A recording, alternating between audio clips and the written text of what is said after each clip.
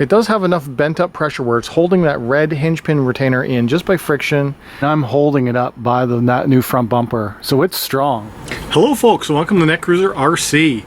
Today I want to talk about this RC, and we're going to do an upgrade to this RC. Now you might be wondering, well, what is this RC?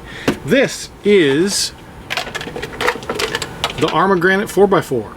It's just that I have modified it to run this Proline Baja bug body that's designed for a Traxxas Slash or a short course vehicle, but I've zip tied it on and used the Proline extended body mounts, and I've made it fit on the ARRMA Granite. This is the ARRMA Granite 4x4 that came out at the end of 2017, the brushed version.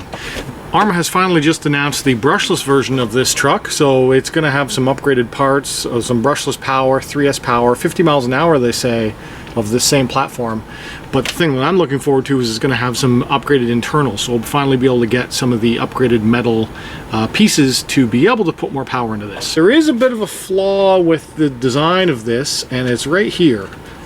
Now if you watched my unboxing and first run, the very first time I went out with this, I hit a edge of my jump and I broke the front bumper. Now this front bumper assembly is quite, I don't know, I don't really like how it's designed because it has this hinge in it. And that seems like a pretty big weak point to me. So I do have the stock replacement piece to fix this. It is AR32041. They're the front and lower skid plates. So it's this bottom piece that breaks off and attaches to the bumper is actually part of this lower bulkhead. Now I've seen these run at the track, the Centon, and every one of these that I've seen has broken that front piece. It is a known weak point. So how do you get around that weak point? Aftermarket. Primarily this video is going to be testing it for T-Bone Racing, TBR XV6, and I also have the rear one, which is TBR XV7. I'm thinking that these front bumpers are going to completely fix that problem. It's going to come out with a big bumper that's going to protect this from ever getting hit again, and they should be good. And it'll be significantly stronger because I'm going to have it on the front and the rear. So this is what it looks like now, where it almost looks like it has no bumpers just because they're all hidden in behind. When you have the stock body on, sure, you can see it a little bit, but still, it's really weak. Here's the part I'm going to be fixing right here, is it's broken on the bottom. And it's this whole piece is one section. It's just a plate.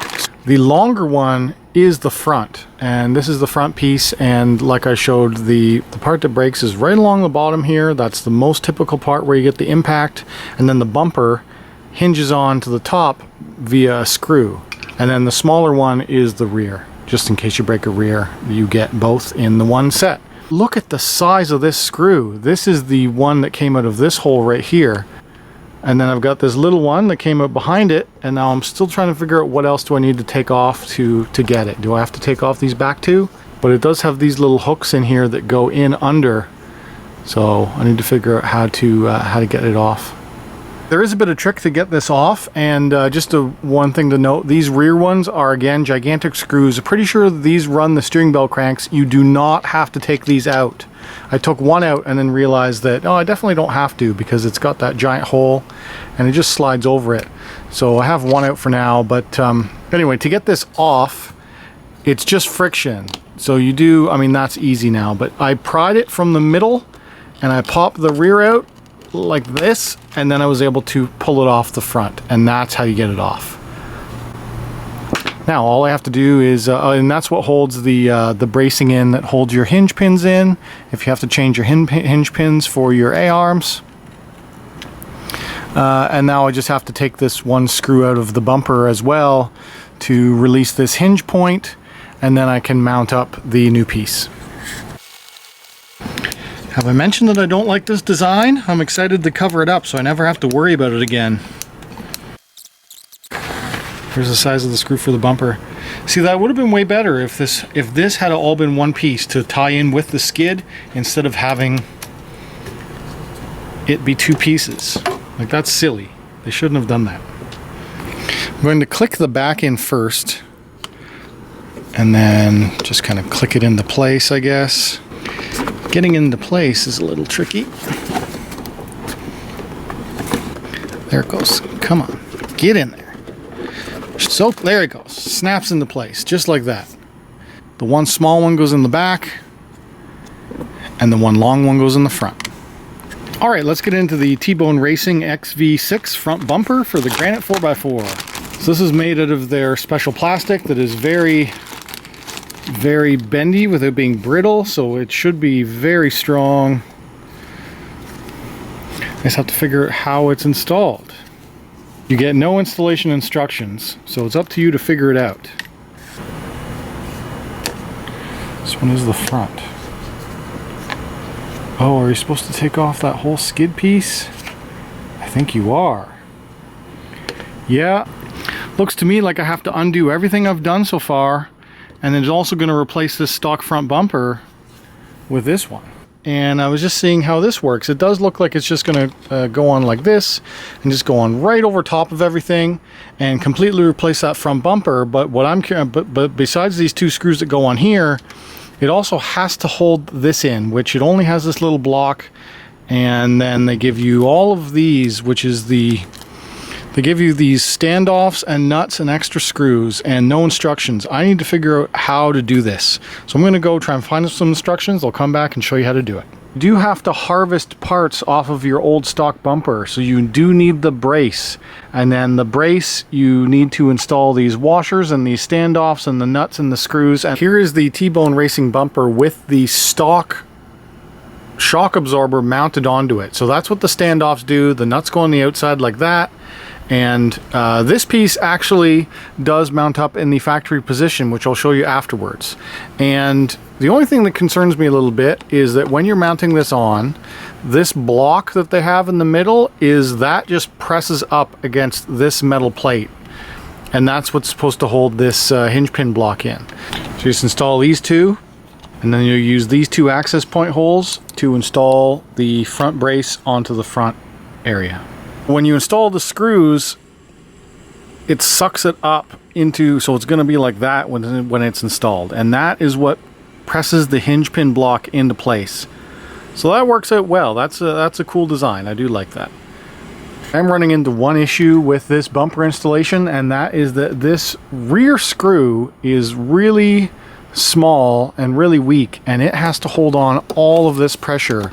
Because this is sucked in so much on the front, all of the bending pressure is being held in by that rear screw, and it just doesn't have very much meat to it, and I can't get it to sit down in there flush. Yeah, it's just, that's a lot of pressure that it has to hold down with only a few threads to hold it. Well, I have installed it to the best of my ability, and I do like it, except for one little defect, which is here, which is that I cannot get this screw to sit flush. So that's going to take a lot of abuse on that one screw, because I can't get it to sit down any further than that. It's always going to stick up. So maybe I'll look at getting a different screw for that in the future or something, but that's something that I'm not too pleased with. But I'm just going to have to deal with it for now. But that does completely fix that weak point problem with the front bumper assembly. And I'm holding it up by that new front bumper, so it's strong. I certainly would not feel like I could do that with the old one. So yeah, I'm pleased with that. It's good. Now, let's do that for the rear. This is the rear bumper as it comes off, and again, it's just 4 screws for that, so 2 on the bottom and then 2 on the top. This is the 2-piece design that I was talking about, where this is the weakest point of the whole thing, is right at the hinge point. Anyway, you are, again, for the rear, going to recycle this bumper assembly. That shock absorber is going to get reused. But here is the XV7 rear bumper assembly. And check it out. It has a wheelie bar built into it. So it has a little wheel that's on the bottom. So it's going to turn itself into a wheelie bar and bumper. That is pretty cool. So I'm working on installing that. You get this piece, you get this mount, and you get a bunch of standoffs and installation hardware, just like the front one. The front one was called the XV6. This one's the XV7. I'm still trying to figure out how to install this. There is no instructions, no installation video. I'm on their website, and the first thing I noticed is, look at this. The actual wheelie bar is supposed to be on the outside of the bumper. So whoever assembled this at their factory did it wrong. that wheel should be on the other side. So I have to take those 4 screws out, flip this around, and get that wheel so it sticks out the bottom like this picture shows. That's first step. Second step is figure out how to mount the thing. I'm just not sure where these washers go. So I've got 2 washers and I've got 1 smaller screw here, and I do not know what those are for, and the pictures do not help. So I'm going to do my best to figure it out, and we'll see what I can come up with. The bumpers are on and installed, although I did have some trouble with this rear one in that I don't necessarily know that it's installed 100% correctly, but I did have to flip the wheel around, and it does have enough bent up pressure where it's holding that red hinge pin retainer in just by friction, and then it's got the bumper extension which bolts into the rear shock tower. Now I tried to use this part that it comes with, which in one of the pictures on their website it almost shows that this is tucked in behind that extension to bring it out that little bit extra. I could not get it to fit right with that. Also, it came with these it came with 2 washers, and I couldn't find a good spot to use the metal washers either. I lost one in the process of working on this tonight, but there's the other one. And I looked for the spots to put them, and I just couldn't figure it out. That's the bumper. It's cool. It is a beefy piece. I do like it. I do think that this makes this vehicle much stronger. It's just the installation. So figure out the installation and it's golden. Something else is that you notice how this one is nice and flush because they gave me a countersunk screw with the rear. With the front one, now I'm realizing what my problem was with the front one is that they didn't give me a countersunk screw for this. So that's why that sticks down, is because that should have a replacement countersunk screw, which I did not receive, just like the rear one. There's my broken front bumper. That's the whole reason why I was putting this on. And then here's the replacement of the rear. This is the stock parts that you no longer need. And look at how weak that is. You know, ARRMA tough. This is not so much ARRMA tough. Look at how thin this is. Anyway, the T-Bone Racing does fix this. T-Bone Racing XV7 and XV6. I do recommend it, but again, like all T-Bone Racing stuff, you have to be extra careful about the installation because you might get the wrong screws. The screws might be the wrong length. You won't have installation instructions. Something might not be milled properly or might have been installed improperly, like that wheelie bar was on the completely opposite wrong side of this piece. So you got to be extra careful. They don't necessarily do any quality control. They just ship it out to you. So be aware of that. But the actual product, once you get it installed and once it's on there, is cool and it is good. Just one quick little bonus extra. I thought you might want to see what that T-Bone Racing XV7, XV6 bumper looks like on the Granite 4x4 with the stock bodies. And this is what it looks like with the stock body system on it.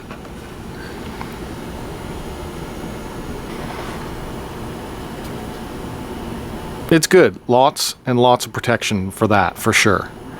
I do like them. And if you're curious about what it looks like with no body on, here's how it is. Here's how it mounts. Now I am thinking that this extra piece that I wasn't sure what to do with, I think that might be something that you could put in to wedge in to hold that hinge pin into place, because it might mount up to those 2 screws there which are on the underside of the wheelie bar and just add some extra pressure to that hinge pin brace. So if that comes flying off, I will try that, but for now it seems perfectly secure and I don't think I need it. So that's it for this one. If you enjoyed this video, if you learned something, hit that like button. If you're new around here, subscribe. If you want to talk to me, leave a comment down below. And as always, thanks for watching.